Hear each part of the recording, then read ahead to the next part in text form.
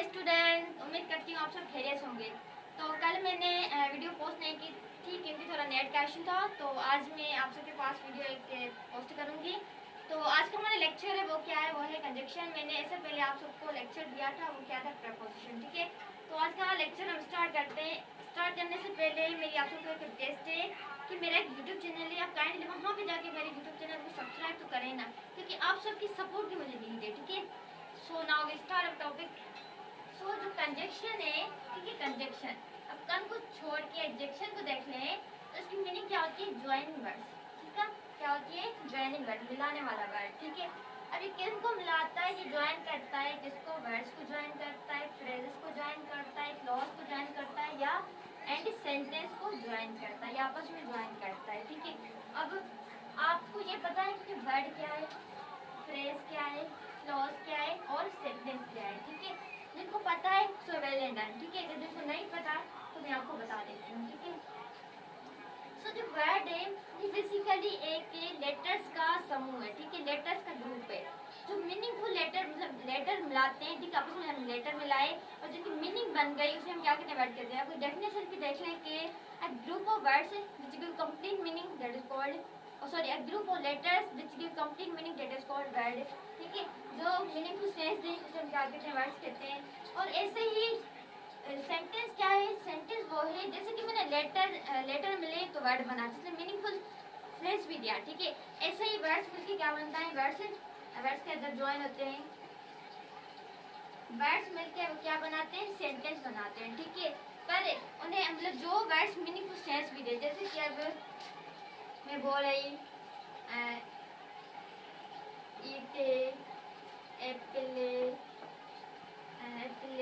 कारे। ठीक है, ये वर्ड्स तो हैं लेकिन कोई मीनिंग तो नहीं है ना, नहीं है ना कोई मीनिंग। अगर मैं ऐसे ही लिखूं कि आए, ईटे, एप्पल, ठीक है, तो जब एक सेंटेंस है, जब एक सेंटेंस है, अभी तो कोई मीनिंग ही नहीं, अब इसकी है मीनिंग, तो ये क्या है, ये सेंटेंस है। तो सेंटेंस को जो वर्ड्स का मजमूआ तो हो लेकिन एक मीनिंगफुल सेंस भी दे। ठीक है, और उसके बाद हम पढ़ते हैं क्या, फ्रेज पढ़ते हैं। अब फ्रेज क्या है, क्लॉज क्या है। ठीक है, फ्रेज वो है, ये भी मतलब एक ही वर्ड्स का ग्रुप होता है। वर्ड्स का क्या होता है, ग्रुप होता है, पर इसमें कोई सब्जेक्ट और वर्ब नहीं होता और इसकी कोई मतलब कोई मीनिंगफुल सेंस नहीं बनता, जैसे कि वर्ड्स का ग्रुप ऑफ वर्ड्स होता है।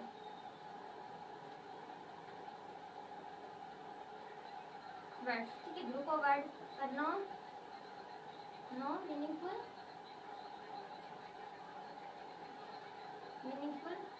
सेंस। ठीक है, उसमें कोई मीनिंगफुल सेंस नहीं होता। ठीक है, और उसमें सब्जेक्ट प्लस वर्ब भी नहीं होता। बस यही है, फ्रेज यही है कि वो ग्रुप वर्ड्स का जिनका कोई मीनिंगफुल सेंस ही ना हो।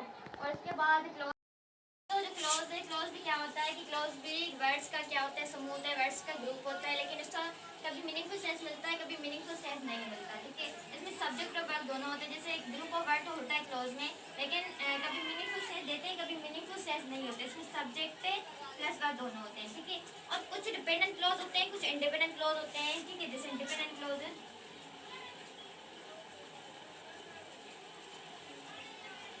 डिपेंडेंट क्लॉज है और कुछ इंडिपेंडेंट क्लॉज होते हैं।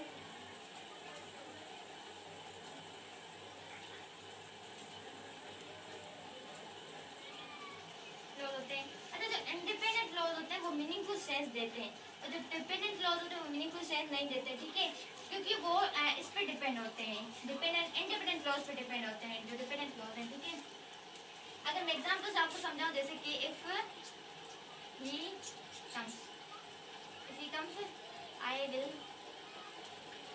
ठीक है, अगर वो आता है, ठीक है, अगर मैं इसको अलोन लिख लूँ, उसको छोड़ के किस टाइम के लिए, जैसे मैं लिखूँ इफ ही कम्स, अगर वो आता है, तो अगर वो आता है क्या, इसको ना किसी और सेंटेंस की जरूरत है, ना इसको किसी और क्लॉज की जरूरत है, ना अगर होता है तो इसको कोई मीनिंग नहीं बनती ना।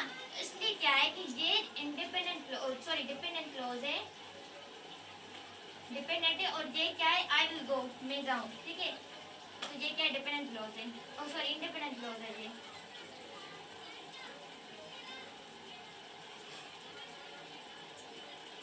ठीक है, अब ये इस पर डिपेंड है, तो ये क्या इंडिपेंडेंट क्लॉज है, ये डिपेंडेंट क्लॉज है। आई होप ये आपको समझ आ गया होगा। अब इसको छोड़ते हैं, ये मेरा टॉपिक नहीं था।